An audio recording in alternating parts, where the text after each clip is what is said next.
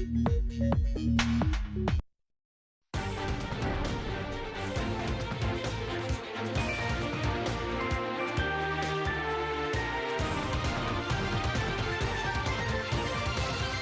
ова издание. Американскиот претседател го испрати на ратификација во Сенатот пристапниот протокол за влез на Северна Македонија во Алијансата. Реформите во македонската радиотелевизија стојат во место. Бездомниците во Сиетл се организираат во колективни кампови за да се засолнат од места каде им се закануваат криминал, алкохол и дрога. Ќе ви кажеме повеќе.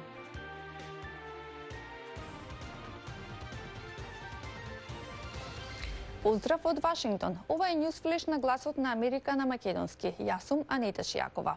Председателот на САД Доналд Трамп испрати порака до Сенатот за разгледување и согласност на пристапниот протокол за влез на Северна Македонија во НАТО.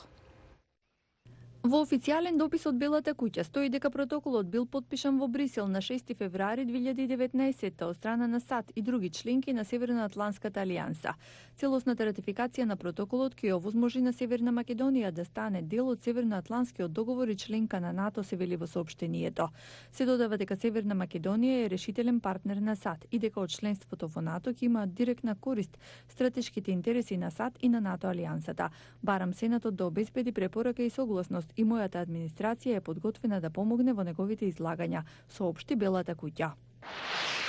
Продолжуваат трговските преговори меѓу САД и Кина за решавање на трговската војна, која започна во 2018-та, со тарифите кои ги воведе председателот Трамп за кинески производи. Следната недела официјални лица од Кина ќе дојдат во Вашингтон на нова рунда преговори. Државната изборна комисија на Украина формално го прогласи Володимир Зеленски за победник на председателските избори, објавувајќи ги конечните резултати од вториот круг од изборите кои се одржаа на 21 април.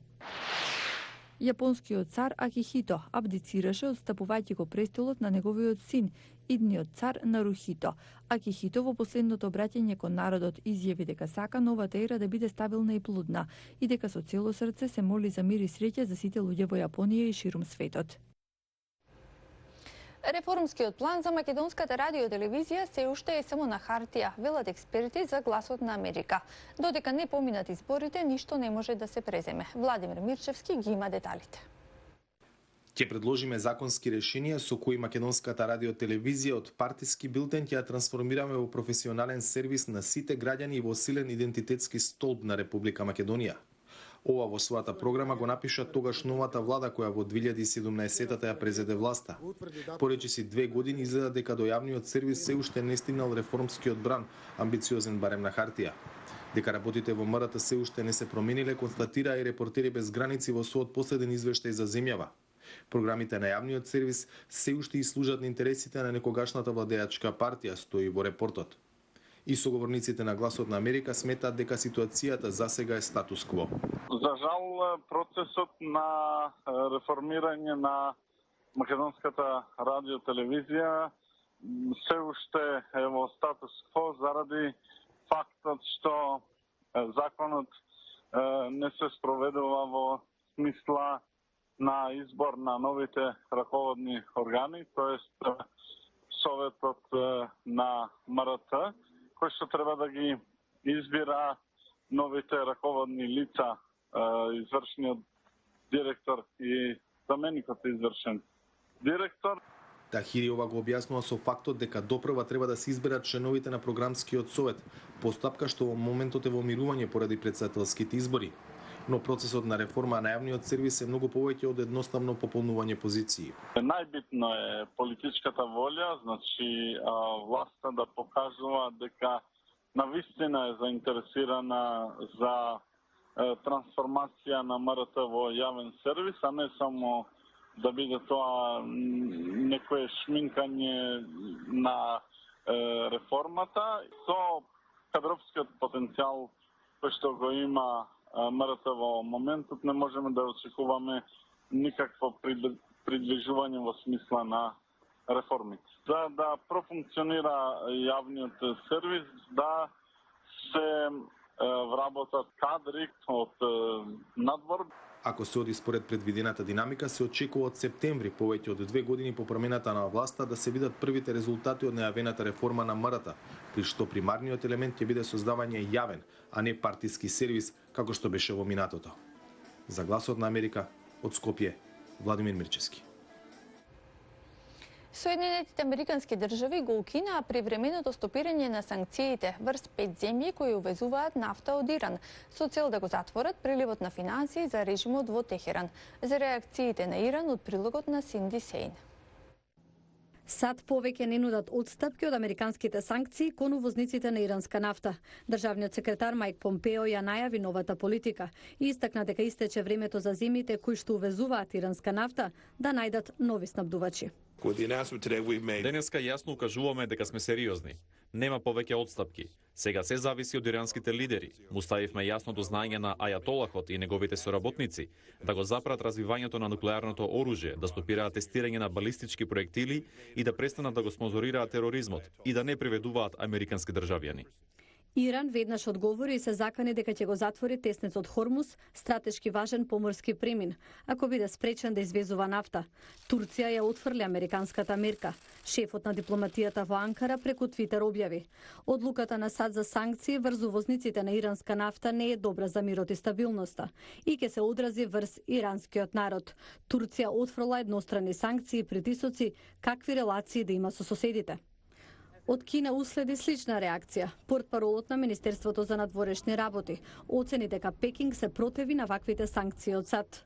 Аналитичарите предупредија дека кризата со нафта дополнително ќе ги залади односите САД-Иран, кои што може да се одразат и врз трговските разговори меѓу Вашингтон и Пекинг. Иако со децении се настојува да се изнајде решение за бездомниците во САД, многумина се уште спијат на улиците или во јавни засолништа. Од прилогот на Тим Екстон ќе видиме како некои бездомници во Сиетл ги земаат работите во своји раце. Секоја недела жителите на овој камп за бездомници 10 мили јужно од Сиетл се собираат да разговараат за различни прашања поврзани со кампот и носат одлуки за иднината. Ние кои живееме тука сами го управуваме кампот Tent City 3, демократски и социјално, од нас за нас. Ова е чист камп. Луѓето тука се опоравуваат од различни зависности или тоа се луѓе кои минуваат низ исклучително тешки времења. Ова е еден од десетина вакви кампови во Сиетл во кои живеат од 50 до 100 лица, меѓу кои деца и постари. Жителите сами го обезбедуваат, локацијата се менува секој 6 месеци. Кампот им нуди на своите жители алтернатива на спењето на улица, во ноќни засолништа или во неформални шатори, каде што постои опасност од дрога, алкохол, криминал. На оние како Мајкл и Кариса Кливленд им дава шанса да застанат на носа. Многу ми помага, бидејќи искрено немам најсилна волја што се однесува до алкохолот. Ми влева сигурност. Чувствувам дека има многу луѓе околу мене што се грижат. Станарините во Сиетл се зголемија за околу 60% последните 8 години, што според многумина се должи на технолошкиот бум, откако компании како Амазон донесоа десетици илјади нови работници. Минатата година регистрирани се околу 12.000 бездомници во Сиетл. Половина од нив се класифицирани дека немаат засолниште, бидејќи живеат на улица, во шатори или во возила. Некои и натаму не веруваат дека ваквите кампови се вистинско решение. Таму не влегуваат ниту социјални, ниту здравствени работници.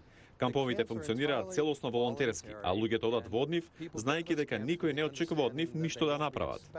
Други пак сметаат дека ова е само привремена мерка. Јасно е дека се потребни големи локални, државни и федерални инвестиции во нови пристапни субвенционирани станови и поддршка за луѓето да го задржат тоа домување.